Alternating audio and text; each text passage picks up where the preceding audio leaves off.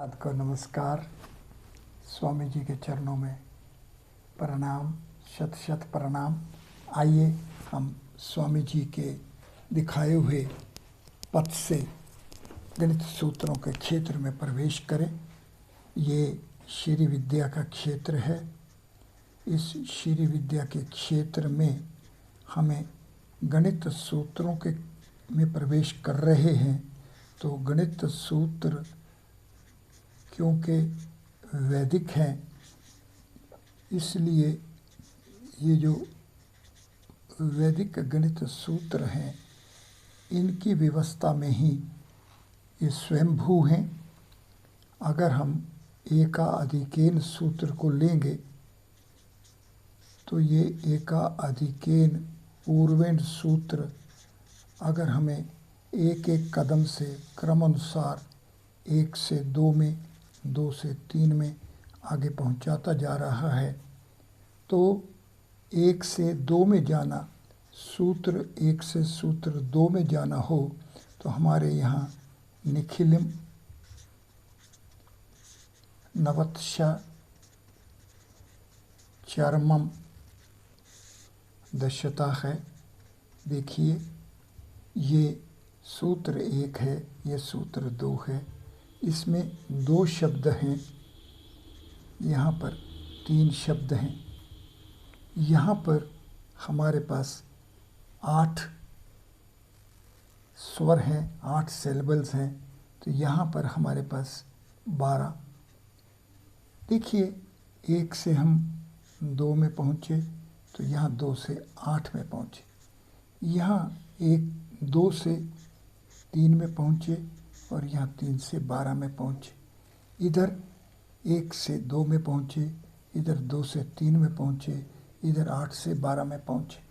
इनके आपसी संबंध कैसे हैं, ये कैसे एकाधिकेन पूर्वेण सूत्र के अनुसार ही हैं, और कैसे एकाधिकेन पूर्वेण सूत्र अपनी आंतरिक व्यवस्था के कारण से निखिलम, नवस्ता, चरमम दशता में परिवर्तित हो रहा है, ये जानना है। ये इन सूत्रों के कर्म के अनुसार चलने से स्वयं से विदित हो रहा है। आइए जरा और ध्यान से देखें। अगर हम सूत्र 1 से उपसूत्र 1 में जाएं, या सूत्र 1 से सूत्र 2 में और उपसूत्र 1 से उपसूत्र 2 में जाएं, या सूत्र 1 से उपसूत्र में 1 में जाने के पश्चात हम सूत्र 2 में जाकर यहाँ जो गैप है उसको फिलअप करें, या उपसूत्र 1 से उपसूत्र में 2 में जाकर जब हम पहुँचें तो हमें ये सूत्र 1 इसका गैप, इसका ब्रिज बना दे। सूत्र 2 से 2 में जाएं तो ये सब जो क्रम बनता है, इस क्रम को आइए ध्यान से देखते हैं, इसको ध्यान से समझते हैं कि ये हमारे पास सूत्र, ये उपसूत्र, ये दूसरा सूत्र और दूसरा उपसूत्र, ये जो चतुष्पीठ बन रही है, ये जो हम देख रहे हैं कि हमारे पास 1 से 2 है, अगर इसको 2 माने तो ये 3 बन जाएगा। ये जो हमारे पास चौकी बनती है, ये 2 से 2 में ही पहुंचाएगी और इधर 1 से 3 में जंप करके बताएगी। तो ये जो नियम है 1 से 3 में पहुंचने का, 2 से 2 पहुंचने का, ये भी हमारे उपसूत्र 1 के अनुसार अनुरूपेण ये सिमेट्री, प्रोपोर्शनेट सिमेट्री के रूप में है। तो आइए हम देखें कि असल में ये क्या हो रहा है। असल में हमारे पास बिंदु लिए तो हमने एक बिंदु से दूसरे बिंदु पे पहुंच गए। इसी तरह हमने बिंदु लिया और दूसरे बिंदु पर पहुंच गए। हम ये भी बिंदु है, इसलिए बिंदु से इस बिंदु में भी पहुंच सकते हैं, इस बिंदु से इस बिंदु में भी पहुंच सकते हैं। ये जो पहुंची, ये चौकी बनी जो हमारे पास, इसमें यहाँ से यहाँ जाने के लिए आंतरिक होना पड़ेगा, अंदर से जाना पड़ेगा। इसलिए सूत्र 2 जो निखिलम, नवस्ताचर्मम दशता है।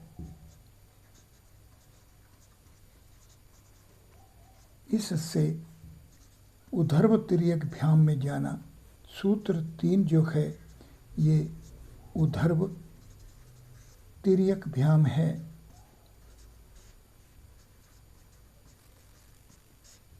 ये जो हमारे पास दो बिंदु हैं, इनके गैप को हम अगर दोनों दिशाओं से भर लें तो भी ये जो हम इन गैप्स में ब्रिजिंग करने जा रहे हैं, ये जो हम स्टिचिंग या स्ट्रक्चर कर रहे हैं, आइए इसको देखें। ये हमारे को इधर की रेखा, ये रेखा, ये रेखा, इधर से ये रेखा, ये रेखा, ये रेखा के रूप में हमारे पास ये नेट बन रहा है। इस तरीके से स्टिचिंग हो रही है।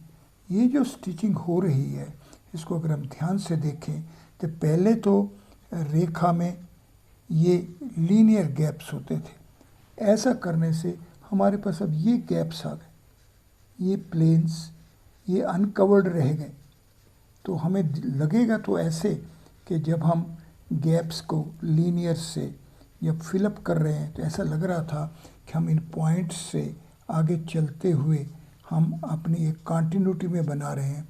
हमें कोई ऐसी रेखा बना रहे हैं जिसके अंदर कोई गैप्स नहीं होंगे।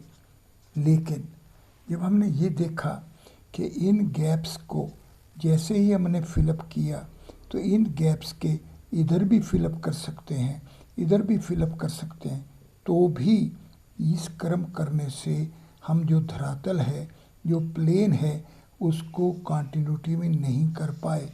इसके अंदर और बड़े बड़े गैप्स आ गए। ये जो बहुत बड़े बड़े गैप्स आ गए, इनको किस तरह से भरा जाए, इसके लिए सूत्र 2 से सूत्र 3 में जाना है। सूत्र 1 कहता है कि आप बिंदु के आगे, बिंदु के आगे, बिंदु के आगे, बिंदु के आगे रखते रखते एकाधिकेन पूर्ण से इस रेखा के ऊपर बहुत सारे बिंदु रख लीजिए और ये देखिए कि इसके गैप्स जितने कम हो सकते हैं उन गैप्स को कम करते जाइए। दूसरे सूत्र ने बताया कि निखिलिम नवस्ताचर्मम दशता। अगर आपने 10 पॉइंट्स रखे हैं यहाँ पर तो इसके अंदर 9 गैप्स आएंगे। ये दोनों तरह के, ये जो रेखा है इसमें वो जिसमें लेंथ है, इसके अंदर जो पॉइंट्स रखे हैं जिसके अंदर लेंथ नहीं है, ये पॉइंट्स को और लेंथ्स को दोनों को एक साथ लेके चलने का है। बाद में हम देखेंगे कि किस तरीके से कि अगर हम लेंथ लें a⁻1 और इसके 2 बिंदु लें 2 b⁻0, या आगे अगर हम स्क्वायर लें a² 4b⁻1 और आगे जब हम घन लेंगे तो a⁻3 6b² लेंगे। In general a⁻n 2n b⁻n+n-1 तक ये हम पहुँचेंगे सिक्वेंशली, सोपान अंतिम द्वयम अंतिम। जब सूत्र 13 तक पहुँचेंगे तो हम इस अवस्था में भी पहुँचेंगे। पर ये अवस्था पहुँचने से हमें केवल ये मालूम होगा कि अगर हम सर्कल में जा रहे हैं तो इसका एरिया πr² है और इसकी बाहर परिधि 2πr है। तो हम देखेंगे कि पाई कैंसिल हो जाएगा और ये r/2 आ जाएगा। तो हम इस तरीके से पाई को डिफरेंशिएट कर लेंगे। ये सिस्टम जो गणित सूत्रों का सिस्टम है, ये इस तरह से क्रम अनुसार आगे चल रहा है कि हमें पाई की आवश्यकता नहीं रहेगी, हमें कर्वेचर की आवश्यकता नहीं रहेगी। इसी तरीके से ये जो सूत्र हैं, इनको अगर हम क्रम के अनुसार पढ़ना चालू करेंगे तो हम जान पाएंगे कि जो मॉडर्न मैथमेटिक्स में हमने पाई ले लिया, लॉग ले लिया, ई ले लिया, ये जो कम्प्लेक्स नंबर ले लिया, ये सब जितने हमारे पास हैं ये एक किस्म की सीमाएं हैं। इन सीमाओं को कैसे लांघा जाए, इन सीमाओं के कारण से ही, इन रेस्ट्रिक्शंस के कारण ही मैथमेटिक्स की प्रॉब्लम्स आती हैं। ये मैथमेटिक्स की जो प्रॉब्लम आज महसूस हो रही है, जो हमारे सामने आ रही हैं, जो मॉडर्न मैथमेटिक्स नहीं सॉल्व कर पा रहा है, उसका कारण ये है कि ये जो सीमाएं हैं जिनको हमने पक्का मान लिया है, जिनको हम नहीं छोड़ना चाहते हैं, या जिन पर लांघने के गणित को नहीं जानना चाहते हैं, उन कारण से है। वैदिक मैथमेटिक्स इन सब रिस्ट्रिक्शंस को, इन सब लिमिटेशंस को कैसे ट्रांसेंड किया जाए, इसमें जाता है। तो आइए अब हम सूत्र नंबर 2 पर पुनः चलें और इससे सूत्र नंबर 2 से सूत्र नंबर 3 में जाने की क्या आवश्यकता है उसको जानें, और सूत्र नंबर 1 से सूत्र नंबर 2 में जाने की क्या आवश्यकता थी। सूत्र नंबर 2 में हमने देखा कि अगर हमारे पास 10 पॉइंट्स हैं तो इनके अंदर 9 गैप्स हैं, जो दोनों दिशाओं में 9 और 10, इस तरह से हमारे पास 28 संख्या बनाएंगे। और अगर हम 28 पॉइंट्स ले लें तो हमारे पास 27 गैप आ जाएंगे और ये कुल बनकर 55 हो जाएंगे। इन 55 को जानने से ही हम ये जान पाएंगे कि ये विश्व रूप दर्शन योग जो है, जो अध्याय गीता का 11 है, ये इसका जो ज्ञान है वो किस तरह से है, किन गुणों वाला है, किस विस्तार वाला है, किस गणित वाला है, किस तकनीकी वाला है, किस विज्ञान वाला है। इसलिए गणित सूत्र और गीता, इन दोनों का आपस में समन्वय क्या है, एक से दूसरे के ज्ञान में हम कैसे पहुंच सकते हैं, तो हम जान पाएंगे कि गीता का जो सूत्र, जो गणित का सूत्र 2 है, ये 1+2 है, और ये 11 के अंक में जब इसका उपयोग किया जाएगा, जो कि 9 मूल अंक के आधार पर आगे देखा जाएगा, तो सूत्र 2 और गीता का अध्याय 11, इनमें क्या समन्वय है, ये किस तरह से गणित सूत्र 2 की विद्या को गीता के 11वें अध्याय में हमें समझाया गया है, और किस तरह से गीता के 11वें अध्याय के गणित को समझने के लिए हमें गणित सूत्र 2 में प्रवेश करना होगा। ये विश्व रूप दर्शन योग है, विश्व रूप दर्शन योग है। ये 55 दिव्य अंक वाला है। ये नवस्ता चरमम दशता है। ये हमारे पास इस गैप से 28 और इनके गैप्स को क्रिएटर स्पेस में, स्पेशियल डायमेंशन में जब उसका दोबारा उपयोग करते हैं तो 27 गैप करके 55 होता है। ये हमें समझना होगा, ये हमें जानना होगा। ये समझने और जानने से ही हम जान पाएंगे। आओ यहाँ पर थोड़ा रुक कर ये देखें कि अगर सूत्र 1 है तो गीता का सूत्र, गीता का अध्याय 3 बनता है। ये 2 है तो गीता का अध्याय 11 बनता है। ये 3 है तो गीता का अध्याय 5 बनता है। ये क्या संबंध है? ये है, एक स्पेस होगा तो इसकी 3 ज्योमेट्रीज होंगी। ये 3 स्पेस, ये तीसरे का 7 बनता है। ये 3 स्पेस होगा तो यहाँ पर हमारे पास 3 स्पेस की 7वें अध्याय में जाएंगे। और इसी तरीके से अगर हम देखें कि हमारे पास अगर 10 है, 1 है तो इसका उल्टा 10 है। ये जो हमारे पास सूत्र 10 है, ये गीता के अध्याय 1 में पहुंचाता है।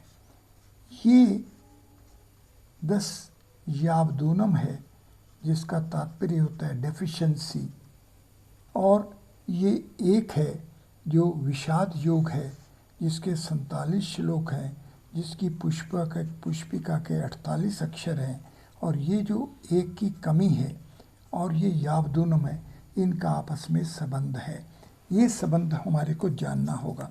तो इसलिए हमें वैदिक गणित के क्षेत्र को सही रूप से जानने के लिए हमें सूत्रों के साथ उपसूत्र किस तरह से क्रम बना रहे हैं, किस तरह से एक सूत्र के बाद एक उपसूत्र को जानना होगा और फिर दो सूत्र में जाना होगा और फिर दो उपसूत्र तक जाना होगा और इस तरीके से 7 सूत्र तक जाकर और 7वें उपसूत्र पर जाकर इसके बाद जब 8वां सूत्र आएगा, क्योंकि आधी में पहुंच गए इसलिए दूसरी श्रृंखला बाद में बनेगी।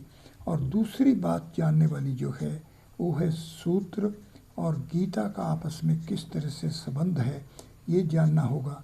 तो इस तरीके से हमारे पास 1 से जो 16 सूत्र हैं और अध्याय जो 1 से 18 तक हैं, इनका आपस में क्या संबंध है, किस तरीके से है, ये इसको हम कहते हैं इंटीग्रेटेड फॉर्मेट ऑफ गणिता सूत्रास एंड गणिता उपसूत्रास। इसलिए जब हमें अपनी प्रार्थना सूत्रों के कंठस्थ किए हुए के उपयोग करके करनी है तो एकाधिकेन पूर्वन के पश्चात निखिलम नवस्था चरमम जसता, इस तरीके से क्रम से 1 सूत्र से 16 सूत्र तक जाना है।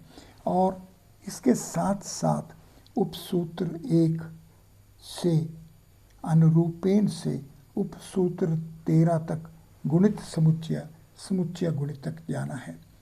इसके पश्चात इन दोनों को सूत्र और उपसूत्र दोनों के इंटीग्रेटेड फॉर्मेट तक पहुंचना है। उसका तात्पर्य यह है कि हमारी प्रार्थना सूत्र 1 एकाधिकेन पूर्वेन के पश्चात उपसूत्र 1 अनुरूपेण, फिर सूत्र 2 निखिलम नवस्था चरमम दशता, फिर उपसूत्र 2 शिष्यते शेष संज्ञा, इस क्रम से करनी है। इसलिए हमें सूत्रों को कंठस्थ करना है और सूत्र 1 से सूत्र 16 के क्रम तक हमें कंठस्थ करना है और इस क्रम से ही हमारे को प्रार्थना करनी है। इसी तरह से उपसूत्र 1 अनुरूपेण से उपसूत्र 13 गुणित समुच्चय गुणिता तक, इस क्रम से 13 स्टेप्स के अनुसार इनका प्रार्थना करनी है। इस 2 प्रार्थनाओं को फिर आपस में इंटीग्रेटेड फॉर्मेट में सूत्र 1 से उपसूत्र 1, सूत्र 2 से उपसूत्र 2, सूत्र 7 से उपसूत्र 7 और सूत्र 8, उसके पश्चात सूत्र 9 से, इस तरह से इंटीग्रेटेड फॉर्मेट करना है। दूसरा जो फॉर्मेट हमें समझना है वो ये है कि किस तरह से सूत्र 1 से 16 तक के जो सूत्र हैं और गीता के अध्याय 1 से अध्याय 18 हैं, इनका आपस में किस तरह से संबंध है। सूत्र 1 किस गीता के अध्याय से संबंधित है और गीता का अध्याय 1 किस सूत्र से संबंधित है, ये जानने के लिए ये 1 हमें 10 तक ले जाएगा और यहाँ से 1 हमें 3 पर ले जाएगा। ये क्रम जब हम जान जाएंगे तो हमें पता चलेगा कि किस तरीके से सूत्र 2 जो है वो 11 तक पहुंचाता है और किस तरह से सूत्र 1 निखिलम यह हमें कर्म योग तक पहुंचाता है। इसलिए अगर हमें एकाधिकेन पूर्वेन सूत्र की सही स्वरूप को उपयोग करने के लिए जानना है तो हमें सूत्र 1 को कर्म योग की तरह अपनाने के पश्चात ही प्राप्त कर पाएंगे। और इसी तरह से सूत्र 10 यावदूनम, इसको अगर हम जानना है तो हमें अर्जुन विषाद योग में जाना होगा और अर्जुन विषाद योग के साथ जब हम यावदूनम को जानेंगे तो हम सही जान पाएंगे। इसलिए ये निश्चय बैठता है कि गणित सूत्र के जो विद्यार्थी हैं, जिनको गणित सूत्रों में प्रवेश करना है, जिनको गणित सूत्रों से गणित विज्ञान तक पहुंचना है, उस तकनीकी तक पहुंचना है, इसका उपयोग देखना है, इसकी अप्लाइड वैल्यूज़ को जानना है, तो हमें सूत्र और उपसूत्र दोनों को इकट्ठा किस तरीके से संकलित हैं, सुगठित हैं, ये जानना होगा। और साथ साथ में इस सूत्र के 1 से 16 का जो विधान है ये गीता के अध्याय 1 से 18 तक के विधान को जानना होगा। और इसी तरीके से ये सूत्र जो हमारे पास 16 हैं और ये जो उपसूत्र 13 हैं, कुल जो 29 सूत्र बनते हैं, ये हमें श्रीमद् दुर्गा सप्तशती में पहुंचना होगा। गीता भी 700 श्लोकों का ग्रंथ है और दुर्गा सप्तशती भी 700 श्लोकों का ग्रंथ है। ये होने के पश्चात हमें ये इंटीग्रेटेड फॉर्मेट सूत्र और उपसूत्रों का और ये गीता और दुर्गा सप्तशती से ये जो विधान है ये जानने के पश्चात हम पहुँचेंगे कहाँ पर? चरक संहिता के सिद्धि स्थान में पहुँचेंगे। ये चरक संहिता का जो सिद्धि स्थान है, इस सिद्धि स्थान के कुल 700 श्लोक हैं और इस सिद्धि स्थान के अध्यायों के जो नाम हैं और उनकी जो दिव्य अंक व्यवस्था है वो भी 700 है, इसलिए ये सिद्धि स्थान होगा। और जब हम ये 3 कदम उठा लेंगे, इन 3 कदमों के उठा लेने के पश्चात हम शिवलोक में प्रवेश कर पाएंगे। और शिवलोक के अंदर जैसे ही हम प्रवेश करना चाहेंगे तो हम शिव पार्वती के परिवार में पहुँचेंगे।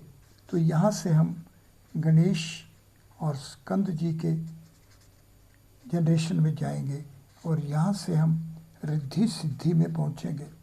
ये रिद्धि सिद्धि में पहुँचने के पश्चात ही हम इनके सुपुत्र शुभ और लाभ में पहुँचेंगे। इसलिए जो गीता का अध्याय 9वां है, राज विद्या राजगुहे योग, इसमें अशुभ से कैसे हटें और शुभ को कैसे प्राप्त करें ये ज्ञान मिलेगा। और इस तरीके से हम ब्रह्म विद्या में पहुँचेंगे। तो ये गणित सूत्र ब्रह्म विद्या का क्षेत्र हैं। ये वैदिक गणित सूत्र ब्रह्म विद्या हैं। यहाँ से हम ब्रह्म विद्या क्षेत्र में पहुँच सकते हैं और इसके पहुँचने के लिए हमें सूत्रों के क्रम से चलना होगा, उपसूत्रों के क्रम से चलना होगा, फिर इन दोनों का सूत्र और उपसूत्रों के क्रम से जाना होगा। हमें सूत्रों से गीता में पहुँचना होगा, उपसूत्र और सूत्रों से श्रीमद् दुर्गा सप्तशती में पहुँचना होगा और इसके पश्चात हमारे को चरक संहिता के सिद्धि स्थान में पहुँचना होगा। और इस पहुँच के पश्चात हम शिवलोक में प्राप्ति पहुँच पाएंगे। और शिव परिवार जो है, ये जो दिव्य परिवार है, इसमें हम शुभ और लाभ इस स्थिति में इस प्राप्ति के लिए यहाँ पर पहुँचना के लिए हम अपने आप को सहयोग कर पाएंगे। अगर हमें वैदिक गणित सूत्रों की कृपा प्राप्त करनी है, अगर हमें वैदिक गणित सूत्रों का लाभ उठाना है, अगर हमें वैदिक गणित सूत्रों से हमें वैदिक विज्ञान तक पहुंचना है, अगर हमें इसको उपयोग में लाना है, तो हमारे को ये ब्रह्म विद्या किस तरह से, किस क्रम से, किन चरणों वाली है, उसमें पहुंचना होगा।